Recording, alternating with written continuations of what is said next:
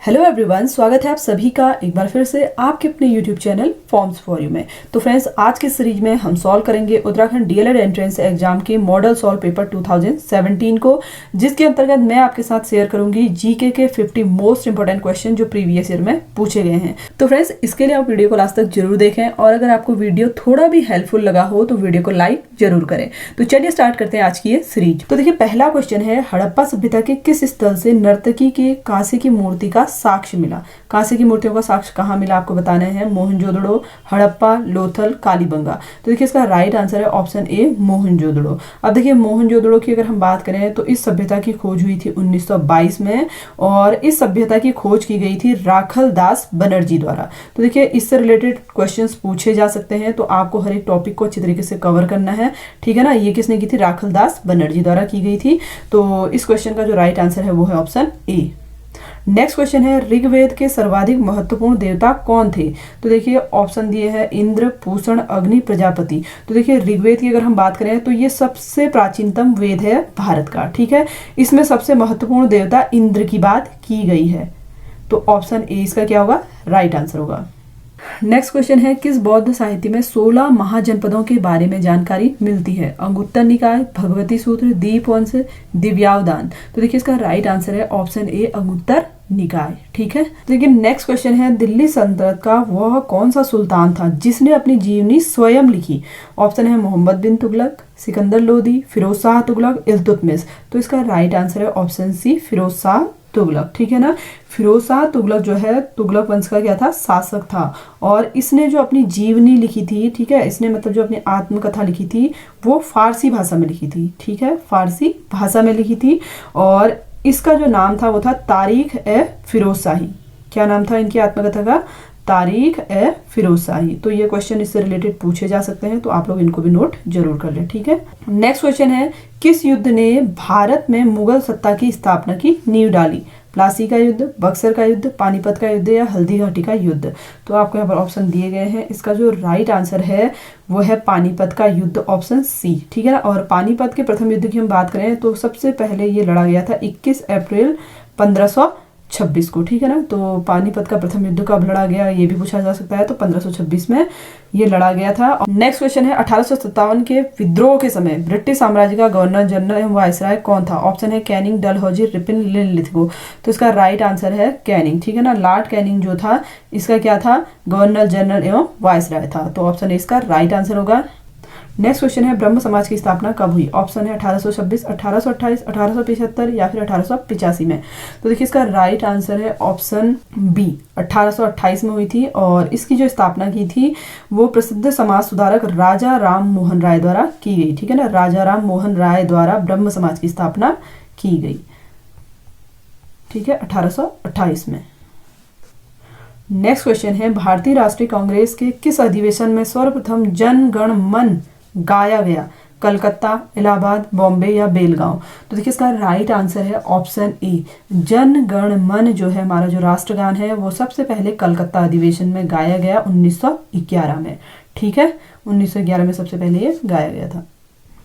Next question है, भारत की स्वाधीनता के समय महात्मा गांधी कांग्रेस कार्यकारिणी समिति के सदस्य थे, कांग्रेस के सदस्य नहीं थे, कांग्रेस के अध्यक्ष थे, कांग्रेस के महासचिव थे? तो देखिए, स्वाधीनता के समय महात्मा गांधी जी जो हैं वो कांग्रेस के सदस्य ही नहीं थे, ठीक है ना। तो ऑप्शन बी इसका राइट आंसर होगा। नेक्स्ट क्वेश्चन है, निम्नलिखित में से किसने मोहम्मद अली जिन्ना को हिंदू मुस्लिम एकता का अग्रदूत कहा? ठीक है ना, हिंदू मुस्लिम एकता का अग्रदूत किसने कहा? सरोजनी नायडू, एनी बेसेंट, महात्मा गांधी या फिर दादा भाई नौरोजी? तो देखिए, ये कहा गया था सरोजनी नायडू द्वारा, ऑप्शन इसका राइट आंसर होगा। और देखिए, सरोजनी नायडू की अगर हम बात करें तो ये जो है प्रथम महिला राज्यपाल भी बनी, कहाँ की? उत्तर प्रदेश की, ठीक है ना, महिला राज्यपाल, ठीक है, बनी थी उत्तर प्रदेश की। तो इनसे रिलेटेड ये क्वेश्चन भी पूछा जा सकता है, ठीक। नेक्स्ट क्वेश्चन है, भारतीय संविधान सभा की प्रारूप समिति के अध्यक्ष कौन थे? तो देखिए, ये क्वेश्चन काफी टाइम रिपीट हो चुका है। भारतीय संविधान सभा के प्रारूप समिति के अध्यक्ष की अगर हम बात करें तो ये कौन है? बी आर अम्बेडकर, ठीक है ना। तो ऑप्शन बी इसका राइट आंसर होगा। नेक्स्ट क्वेश्चन है किस अनुच्छेद के अंतर्गत देश में वित्तीय आपातकाल की घोषणा की जाती है। तो देखिए देश में वित्तीय आपातकाल की घोषणा कौन से अनुच्छेद के अंतर्गत की जाती है, 352, 357, 356 या फिर 360।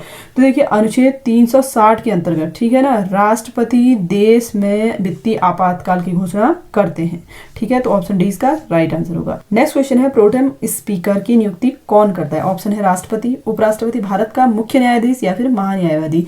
तो देखिए जो प्रोटेम स्पीकर है इसकी नियुक्ति करता है राष्ट्रपति। तो ऑप्शन ए इसका राइट आंसर होगा। नेक्स्ट क्वेश्चन है पृथ्वी अपनी कक्षा में घूमती है पश्चिम से पूर्व, पूर्व से पश्चिम, उत्तर से दक्षिण, दक्षिण से उत्तर। तो इसका राइट आंसर है ऑप्शन ए पश्चिम से पूर्व, ठीक है। नेक्स्ट क्वेश्चन है राज्य विधानमंडल का अंग होता है राज्यपाल, विधानसभा, विधान परिषद या ये सभी। तो देखिए जो राज्य विधानमंडल है इसके राज्यपाल, विधान परिषद, विधानसभा सभी अंग होते हैं। तो ऑप्शन डी क्या होगा इसका राइट आंसर होगा। नेक्स्ट क्वेश्चन है पृथ्वी अपने अक्ष पर झुकी हुई है 23.5 डिग्री, 66.5 डिग्री, 33.5 डिग्री या फिर 90 डिग्री। देखिए इसका राइट आंसर है option A 23.5 degree. Next question है लोक लेखा समिति में सदस्यों की संख्या कितनी होती है, 22, 75, 47 या फिर 30। तो देखिए इसमें सदस्यों की संख्या होती है 22। अब देखिए जो लोक लेखा समिति है ये क्या करती है, महालेखा परीक्षा की रिपोर्टों की जांच करती है, ठीक है। और यह भारत की संसद द्वारा क्या होती है, निर्मित होती है। साथ ही देखिए इसमें लोकसभा के 15, ठीक है ना, कितने मेंबर होंगे लोकसभा के, 15 सदस्य लिए जाते हैं और राज्यसभा से लिए जाते हैं 7, ठीक है ना, 7 होंगे राज्यसभा से और 15 होंगे लोकसभा से। तो टोटल जो सदस्यों की संख्या होती है इसमें 22 होती है। नेक्स्ट क्वेश्चन है लिपुलेख दर्रा स्थित है उत्तराखंड में, हिमाचल प्रदेश में, जम्मू कश्मीर में या फिर मणिपुर में। तो देखिए लिपुलेख दर्रे की अगर हम बात करें तो ये है उत्तराखंड में स्थित। तो ऑप्शन ए इसका राइट आंसर होगा। नेक्स्ट क्वेश्चन है भाखड़ा नागल बांध किस नदी पर स्थित है, गंगा, कृष्णा, सतलुज या फिर गोदावरी। तो देखिए भाखड़ा नागल बांध स्थित है सतलुज नदी पर, ठीक है। ऑप्शन सी इसका राइट आंसर होगा। नेक्स्ट क्वेश्चन है निम्नलिखित में किसमें सर्वाधिक लवणता पाई जाती है, वॉन झील, मृत सागर, लाल सागर, सॉल्ट झील। तो देखिए इसका राइट आंसर है वान झील। वान झील जो है तुर्की में स्थित है, ठीक है ना। और अगर हम बात करें देखिए सागरों या फिर झीलों में लवणता का मुख्य कारण क्या होता है, अगर आपसे पूछा जाए तो क्या होता है NaCl, सोडियम क्लोराइड, जिसे क्या बोला जाता है, साधारण नमक भी बोला जाता है। नेक्स्ट क्वेश्चन है गंगा नदी का उद्गम स्थल है गंगोत्री हिमनद, मानसरोवर झील, पारसनाथ की पहाड़ी, इनमें से कोई नहीं। तो देखिए जो गंगा है वो गंगोत्री हिमनद से निकलती है, ठीक है ना। तो गंगा का उद्गम स्थल क्या है, गंगोत्री हिमनद। ऑप्शन ए इसका राइट आंसर होगा।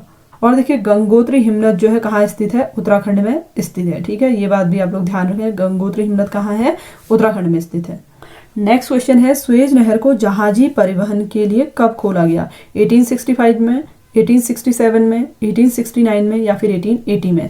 तो देखिए इसको जहाजी परिवहन के लिए 1869 में खोला गया, ठीक है ना। जो स्वेज नहर है ये लाल सागर एवं भूमध्य सागर को जोड़ती है, ठीक है, लाल सागर और भूमध्य सागर को, इनको आपस में ये जोड़ती है। तो आप ये पॉइंट भी ध्यान रखें। तो इसका जो राइट आंसर होगा क्या होगा, ऑप्शन सी वाला होगा। नेक्स्ट क्वेश्चन है कंप्यूटर की प्रथम प्रोग्रामिंग भाषा कौन सी थी, फॉर्मूला ट्रांसलेशन, कोबोल, सी या फिर जावा। तो देखिए जो प्रथम प्रोग्रामिंग भाषा थी वो थी फॉर्मूला ट्रांसलेशन। ऑप्शन ए इसका राइट आंसर होगा। नेक्स्ट क्वेश्चन है यदि किसी व्यक्ति को निकट दृष्टि दोष है तो वह उपचार हेतु किस लेंस का उपयोग करेगा। तो देखिए जनरल साइंस से रिलेटेड क्वेश्चंस भी आपसे इसमें पूछे जाएंगे। मैंने आपको एग्जाम पैटर्न में बताया हुआ था, आप लोगों ने अगर वो वीडियो नहीं देखा है तो एक बार जरूर देख लें, ठीक है। तो यहाँ पे देखिए आपको ऑप्शन दिए गए उत्तर लेंस, अवतल लेंस, उत्तर और अवतल लेंस, इनमें से कोई नहीं। तो सबसे पहले देखिए जो निकट दृष्टि दोष होता है इसमें होता क्या है, व्यक्ति को क्या होगा, निकट की वस्तु तो इसको साफ दिखाई देगी, ठीक है ना, जो नजदीक की है निकट की वस्तु साफ दिखाई देती है, ठीक है, लेकिन जो दूर की वस्तु है वो साफ साफ नहीं दिखाई देती हैं। तो देखिए इस दोष के उपचार के लिए चिकित्सक जो है अवतल लेंस का प्रयोग करते हैं, ठीक है ना। तो ऑप्शन बी इसका राइट आंसर होगा। नेक्स्ट क्वेश्चन है जब किसी सेविंग ब्रश को पानी से निकाला जाता है तो उसके बाल आपस में क्यों चिपक जाते हैं। ऑप्शन है प्रत्यास्था के कारण, घर्षण के कारण, पृष्ठ तनाव के कारण या फिर श्यानता के कारण। तो देखिए ऐसा इसलिए होता है क्योंकि उसमें क्या होता है, पृष्ठ तनाव आता है, ठीक है। तो ऑप्शन सी इसका राइट आंसर होगा। कोबाल्ट 60 का प्रयोग किस बीमारी के उपचार के लिए किया जाता है? कैंसर, ट्यूमर, मधुमेह, थायराइड ग्रंथि की सक्रियता। तो देखिए कोबाल्ट 60 का यूज किया जाता है कैंसर के उपचार के लिए, तो ऑप्शन ए इसका राइट आंसर होगा। नेक्स्ट क्वेश्चन है, कौन सी अक्रिय गैस वायुमंडल में नहीं पाई जाती है? तो अक्रिय गैस से रिलेटेड क्वेश्चन भी पूछा गया है, यानी कि इनर्ट गैस से रिलेटेड क्वेश्चन पूछा गया है। तो देखिए इनर्ट गैस के अंतर्गत सबसे पहले मैं आपको बता दूं, इस ग्रुप में कौन कौन सी गैसें आती हैं। हीलियम आता है, नियॉन आता है, ऑर्गन आता है, क्रिप्टॉन आता है, जिनॉन आता है और रेडॉन गैस आती है। ठीक है, ये सारी ही जो गैसें हैं ये किस में आती हैं? इनर्ट गैसेस में आती हैं। इसको लर्न करने के लिए अगर मैं ट्रिक बताऊं तो आप इसे लर्न कर सकते हो हनी, अर, कर, जिरन।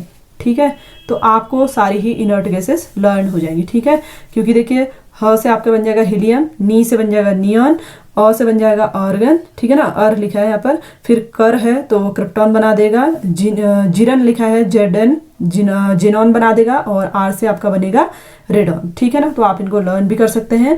तो देखिए इसमें पूछा गया है वायुमंडल में नहीं पाई जाती है रेडॉन, जिनॉन, हीलियम, ऑर्गन। तो देखिए इसमें से जो गैस है देखिए रेडॉन, वो वायुमंडल में नहीं पाई जाती है। ऑप्शन ए इसका राइट आंसर होगा। नेक्स्ट क्वेश्चन है, प्रतिध्वनि तरंगें किस कारण से उत्पन्न होती है? विवर्तन, परावर्तन, अपवर्तन, अवशोषण। तो देखिए प्रतिध्वनि तरंगें जो है परावर्तन के कारण उत्पन्न होती है, तो ऑप्शन बी इसका राइट आंसर होगा। नेक्स्ट क्वेश्चन है, ऑक्सीजन की खोज किसने की? Presley, Cavendish, Rutherford, Fermi. तो देखिए ऑक्सीजन की जो खोज की थी वो प्रिस्टले ने की थी। ठीक है, ऑप्शन ए इसका राइट आंसर होगा। नेक्स्ट क्वेश्चन है, मानव शरीर में सबसे बड़ी ग्रंथि कौन सी है? तो सबसे बड़ा ग्लैंड आपको बताना है ह्यूमन बॉडी में कौन सा है। वृक्क, यकृत, फेफड़ा, धमनी। तो देखिए ह्यूमन बॉडी में सबसे बड़ी जो ग्लैंड होती है वो है लीवर, यकृत। ठीक है ना, तो ऑप्शन बी इसका राइट आंसर होगा। नेक्स्ट क्वेश्चन है, सभी एंजाइम होते हैं एल्कलॉइड, प्रोटीन, कार्बोहाइड्रेट या फिर लिपिड। तो देखिए जो एंजाइम होते हैं वो क्या होते हैं? प्रोटीन ही होते हैं, तो ऑप्शन बी इसका राइट आंसर होगा। नेक्स्ट क्वेश्चन है, भारतीय वन अनुसंधान संस्थान भारत के किस राज्य में स्थित है? उत्तराखंड, उत्तर प्रदेश, हिमाचल प्रदेश या फिर मध्य प्रदेश। तो देखिए जो भारतीय वन अनुसंधान संस्थान है ये उत्तराखंड में स्थित है। ठीक है, उत्तराखंड में भी कहाँ पर स्थित है भैया? देहरादून में स्थित है। ठीक है, नेक्स्ट क्वेश्चन है, लार ग्रंथियों में कौन सा एंजाइम उत्पादित होता है? तो देखिए जो लार है, हमारे मुंह में जो लार होती है उसमें कौन सा एंजाइम उत्पादित होता है पूछा जा रहा है। Pepsin, trypsin, rennin, ptyalin. देखिए लार ग्रंथि में जो एंजाइम होता है वो टाइलिन होता है। ठीक है, तो ऑप्शन डी इसका राइट आंसर होगा। और टाइलिन की अगर हम बात करें तो देखिए ये स्टार्च का पाचन करती है। ठीक है ना, क्या करती है? स्टार्च का पाचन करने में मदद करती है। ठीक है, तो ऑप्शन डी इसका राइट आंसर होगा।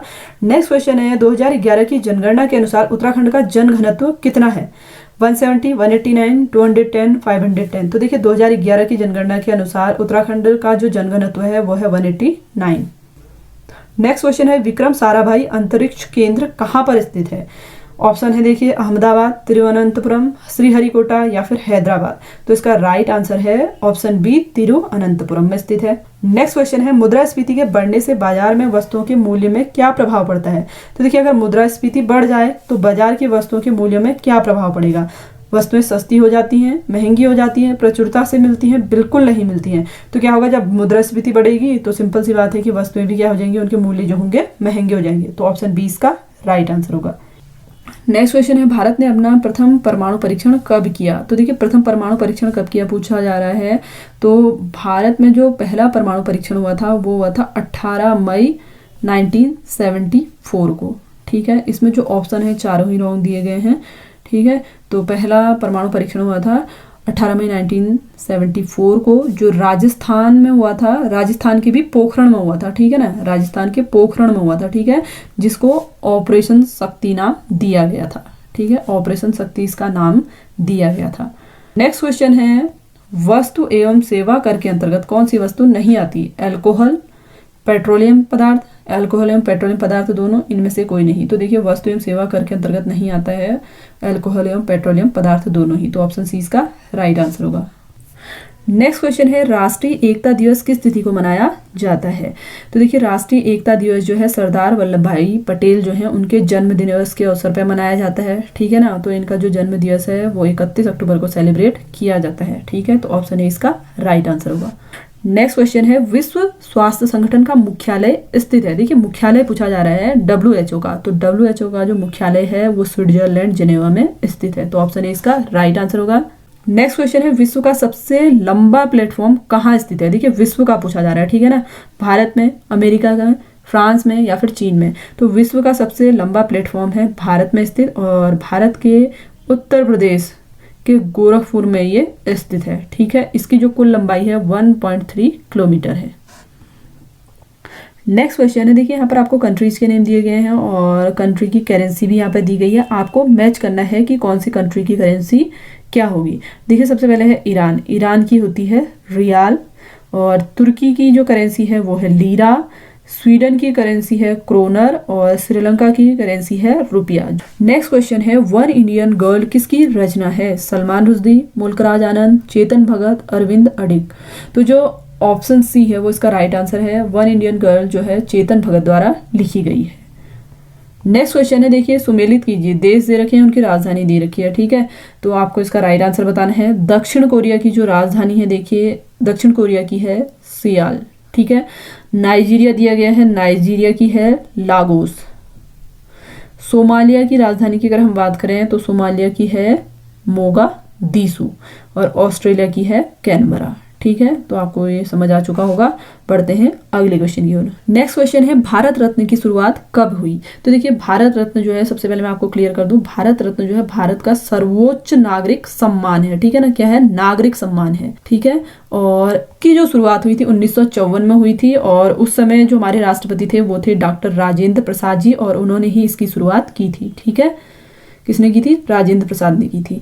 तो जो ऑप्शन ए है इसका राइट आंसर होगा। नेक्स्ट क्वेश्चन है, भारतीय फिल्म एवं टेलीविजन संस्थान किस शहर में स्थित है? मुंबई, हैदराबाद, अहमदाबाद या फिर पुणे। तो आपको यहाँ पर 4 ऑप्शन दिए गए हैं। राइट आंसर है इसका महाराष्ट्र के पुणे शहर में, ठीक है। तो राइट आंसर ऑप्शन डी वाला होगा। नेक्स्ट क्वेश्चन है, पारिस्थितिकी शब्द का प्रयोग सर्वप्रथम किसके द्वारा किया गया? तो देखिए जो पारिस्थितिकी शब्द है इसका प्रयोग सर्वप्रथम जो किया गया था सर आर्थर टांसले द्वारा किया गया था। ऑप्शन ए इसका राइट आंसर होगा। तो फ्रेंड्स ये तो थे आज की जीके के 50 मोस्ट इंपोर्टेंट क्वेश्चन जो मैंने आपको अरिहंत की सीरीज से कराए हैं। आई होप कि आप सभी के लिए वीडियो काफी हेल्पफुल रही होगी। अगर आपको वीडियो पसंद आया हो तो वीडियो को लाइक जरूर करें। मिलते हैं आपसे एक नई वीडियो में नए टॉपिक के साथ, तब तक के लिए धन्यवाद।